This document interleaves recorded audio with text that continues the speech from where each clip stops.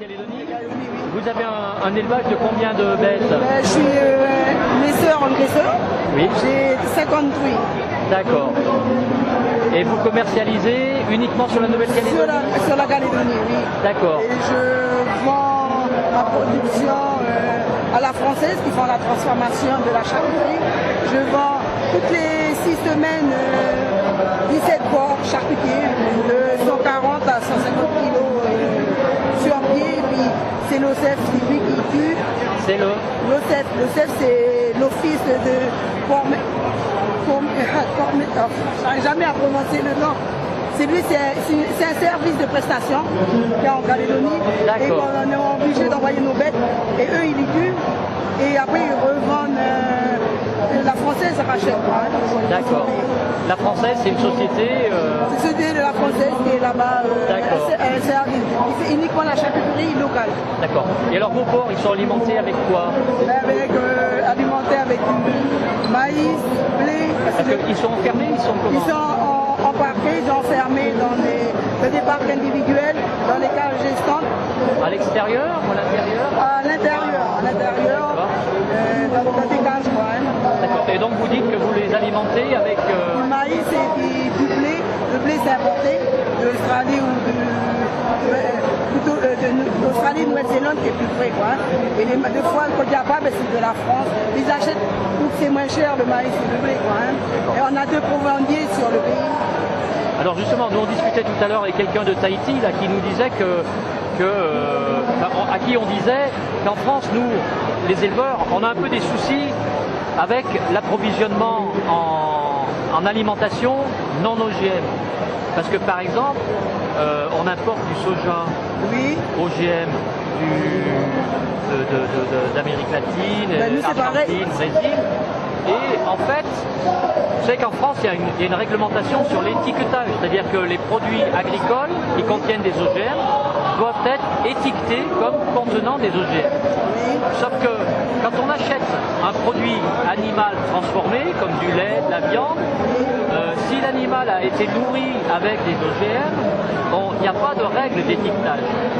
Donc on consomme des OGM en fait le consommateur sans que ce soit étiqueté. Et c'est un problème qu'on souhaiterait bien régler chez nous.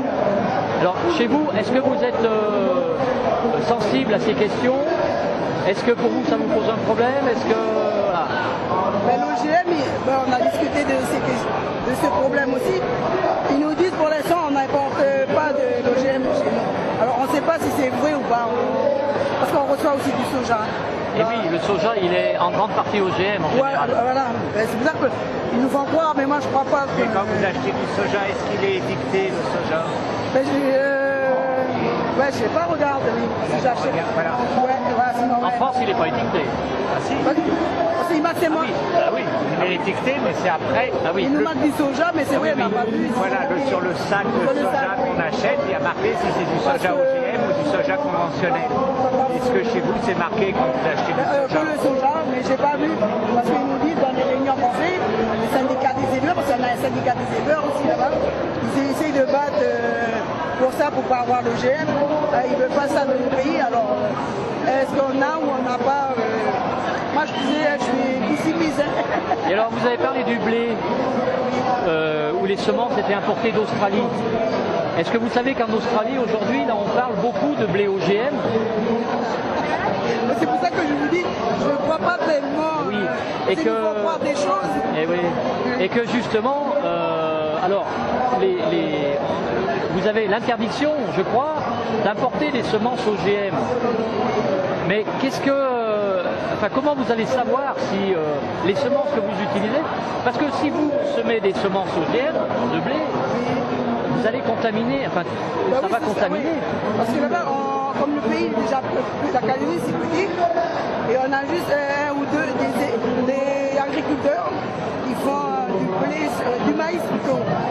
Mais c'est vrai, il faut qu'on fasse analyser pour voir s'il y a l'OGM ou pas. Parce que là, quand je vais rentrer en Calédonie, je vais faire analyser tous mes produits pour voir qu'est-ce qu'il y a dedans. Parce qu'on achète, et eux, ils nous disent que non, pour l'instant, c'est pas arrivé. Mais moi, je ne crois pas. parce que sur le maïs, sur le soja, c'est plus difficile de trouver de non-OGM que de l'OGM. Voilà, ouais. Donc ça serait intéressant que vous regardiez sur vos propres trucs qui arrivent, votre alimentation. Déjà si c'est étiqueté, si c'est pas étiqueté, ça vaut la peine de savoir un peu plus. Parce qu'on a fait confiance, parce que c'est pas ce que c'est vrai. Premièrement, c'est vrai, on nous a dit qu'il n'y avait pas, mais je vais vérifier quand même. On va vérifier quand je vais rentrer. Mais nous, si vous voulez, il y a des agriculteurs en France qui achètent les semences, bon voilà. Et puis, il y en a beaucoup maintenant et de plus en plus. Alors, je ne sais pas si vous connaissez le réseau des semences paysannes. Non, C'est-à-dire qu'en fait, c'est l'agriculteur qui produit lui-même ses semences, donc il garde une partie de sa récolte, il la recèle, et comme ça, petit à petit, on arrive à adapter la variété à son terroir et avoir des variétés qui sont de meilleure qualité et plus, qui résistent plus aux problèmes qui peuvent être posés, si vous voulez. Et on est très sensible justement à ces questions-là parce qu'on peut être contaminé et du coup nos semences qu'on produit, elles peuvent le devenir aussi. Et nous, on devient multiplicateur. On devient multiplicateur. Donc c'est. Alors je ne sais pas si en Australie, en Nouvelle-Calédonie, vous faites aussi de la production au niveau des exploitations, la production de semences. Moi personnellement, là que je suis de mon exploitation, c'est pas loin, hein. J'ai que 7 hectares de terrain et je sais que tout ce que j'achète tout moi, je ne produis pas.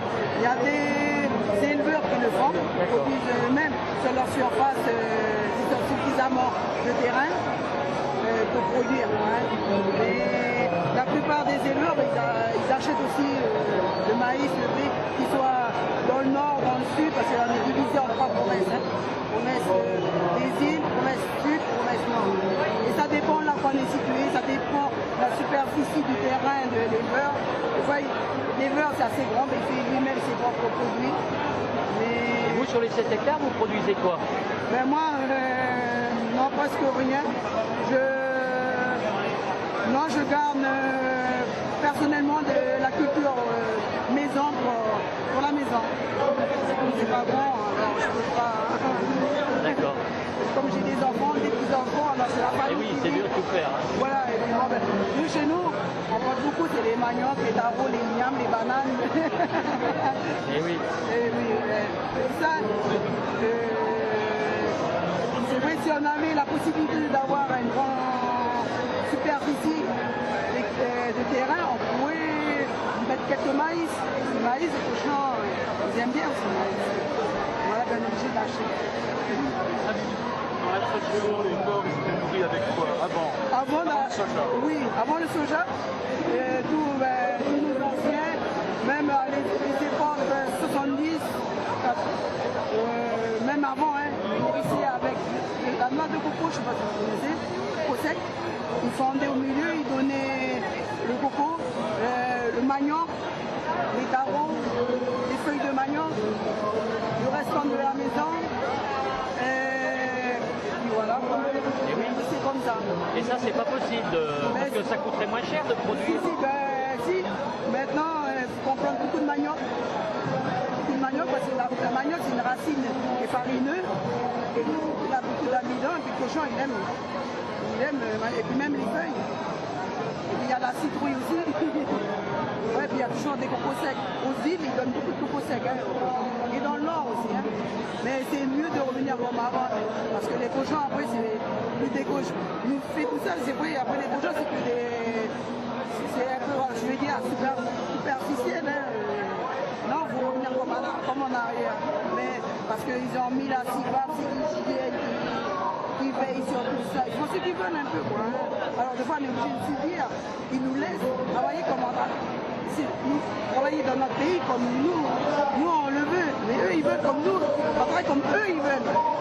Et nous on en a marre, Mais en France c'est pareil, vous savez, il y a des réglementations qui sont faites pour les industriels, pour les gens qui ont des gros élevages, et qui sont complètement inadaptées pour les petits éleveurs. Voilà, oui. Par exemple, un petit éleveur qui veut tuer ses bêtes et les vendre comme ça à ses voisins ou à des consommateurs proches, il a beaucoup de règles à respecter des constructions à faire et ça lui coûte trop cher, il ne peut pas le faire. C'est exactement ce qui passe chez nous. Chez nous, la même chose.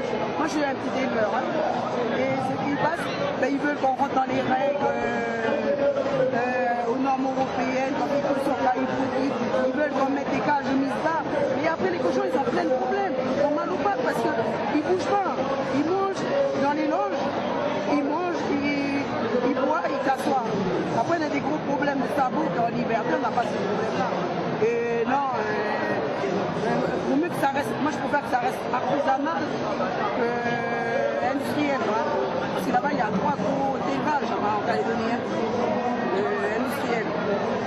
Alors, ils nous font croire plein de choses, mais c'est vraiment, personnellement, non. Mais nous, on a la ferme des 1000 vaches. Comment? On a la ferme des 1000 vaches en France. Ah, 1000 vaches. Et ça pose aussi beaucoup de problèmes pour les petits paysans parce que le marché du lait, dans une ferme de 1000 vaches, on ne peut pas produire au même prix qu'un petit éleveur. Bien sûr. Donc, ouais, c'est énorme. Voilà. C'est ça que c'est vrai, on suit un peu parce que les éleveurs, ils aiment ce qu'ils veulent, il faut aimer ce qu'on fait. D'aimer les bêtes, d'aimer le travail de la terre, d'aimer. Et puis j'encourage beaucoup les éleveurs d'ici parce qu'ils se battent. Et alors quand vous dites que c'est racheté par une société française, la française, c'est pour l'exportation après ou si ça reste en Nouvelle-Calédonie? Ben, pour le moment ça reste en Calédonie. D'accord. Consommer. Mais moi après quand je vais rentrer, j'ai un fils que j'avais envoyé en France qui a un CAP de charcutier et je vais voir de travailler avec lui pour faire charcuterie artisanale et locale. Oui. Il part de mon élevage, lui il m'en rachète et après il les transforme, il va faire de la charcuterie parce qu'il a été en Vendée. Alors vous savez que chez nous il y a beaucoup de petits producteurs, notamment dans ma région. Et s'il veut venir faire un stage dans notre région, il n'y a pas de problème. Ah, vous êtes de quelle région? La région autour de Lyon, là, un peu sur les hauteurs dans le Pilat. Et il y a beaucoup de gens justement qui font des petits élevages et qui transforment et qui vendent autour de chez eux. Oui. Et si vous voulez, voilà, ils arrivent à valoriser les petites surfaces, les petits élevages. Voilà. Mais par contre, ce qu'on leur demande de plus en plus, puisque le consommateur est tout prêt et il a envie d'un produit de qualité, d'un produit sans OGM. Ouais, exactement. Et du coup, maintenant, voilà, on a cette demande de nos consommateurs d'avoir des produits sans OGM. Voilà, ben exactement. Donc, voilà, il faut savoir que ça peut être assez vite, assez rapidement un problème de ne pas pouvoir les alimenter avec des produits locaux qu'on veut garantir. Oui, c'est sûr, ouais. C'est ce qu'ils recherchent maintenant, les consommateurs, hein, directement de l'élevage aux consommateurs. Voilà, parce que bon, ben, déjà c'est petit, puis même quand ils viennent, ils peuvent visiter mon petit élevage, c'est une petite exploitation familiale. Hein. Alors que je vais travailler un peu avec, j'ai 2 fils, je vais travailler avec, quoi. Hein. Voilà, et puis mon fils, bon, il est boucher aussi, c'est un boucher. Alors il va faire ça, de faire la transformation et puis de vendre nos produits, nos propres produits. Parce qu'on a des capacités aussi de le faire. Hein. Voilà.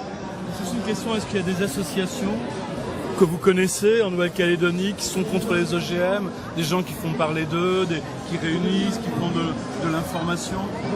Ben, normalement, il y a la Chambre de l'agriculture. Après, les syndicats des éleveurs, parce qu'il y a des syndicats des éleveurs là-bas, les agriculteurs, les maraîchers qui nourrissent les éleveurs de porcins ou bovins, ben, ils se battent parce qu'ils ne veulent pas de l'OGM chez eux. Alors dans les réunions, souvent ils parlent de ça. Mais maintenant, c'est vrai, il faut qu'on fasse analyser nos produits pour voir s'il est vraiment là. Parce que c'est vrai, on fait confiance, mais moi, non. Je ne crois pas. Non. Parce que le soja, ils arrivent de pire en pire. Je ne sais pas combien de tonnes ils arrivent chez nous. Parce que c'est tout importé chez nous. Hein. Toutes les matières premières, tout. Puis il n'y a pas de... Alors je ne sais pas si la CIVAP, s'ils ont des vérifications dedans, je ne sais pas. Alors eux, ils nous disent, mais entre nous dire et bon, à vérifier. Mais il y a quand même une garantie. Enfin, le fait d'être obligé d'étiqueter quand un produit est OGM, ça c'est. Alors même si il peut y avoir peut-être des fraudes, on ne sait pas. Mais en tout cas, c'est déjà une avancée Oui. par rapport le producteur déjà pour les produits qu'il achète et le consommateur aussi, quoi. Oui, oui. Et voilà. Et il faut savoir aussi quand même que avec les OGM, il y a des problèmes peut-être de santé qui sont posés quand on consomme des OGM, mais il y a aussi que les multinationales, les semenciers prennent la mainmise sur nos productions.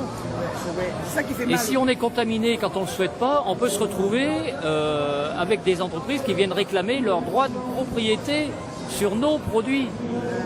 Et c'est vraiment peut-être le pire de ce qui peut arriver avec les OGM. C'est vrai. C'est vrai, maintenant il y en a partout, hein, les multiraciales, ils arrivent de partout et c'est ça qui fait mal au pays. Quoi, hein. Ouais. Alors, eux, c'est vrai, ils ont les moyens, nous, on n'a pas ces moyens qu'ils ont. Quoi, hein. Et ben, je pense que quand même, quand la volonté, elle est là de régler ces questions, bon, en France, aujourd'hui, il n'y a plus de culture d'OGM transgéniques d'autorisés. Il y en a d'autres, mais en transgénique, il n'y en a plus. Parce qu'on s'est bagarré, on a réussi à obtenir ça, à obtenir un étiquetage. Et je pense qu'on peut souhaiter aussi à vous, un combat que ce soit la même chose. C'est un combat de tous les jours, il faut toujours combattre de ce qu'on fait. Hein. Parce que si on ne défend pas le travail qu'on fait, ben, personne ne va nous entendre. Et puis, non, c'est un combat de tous les jours.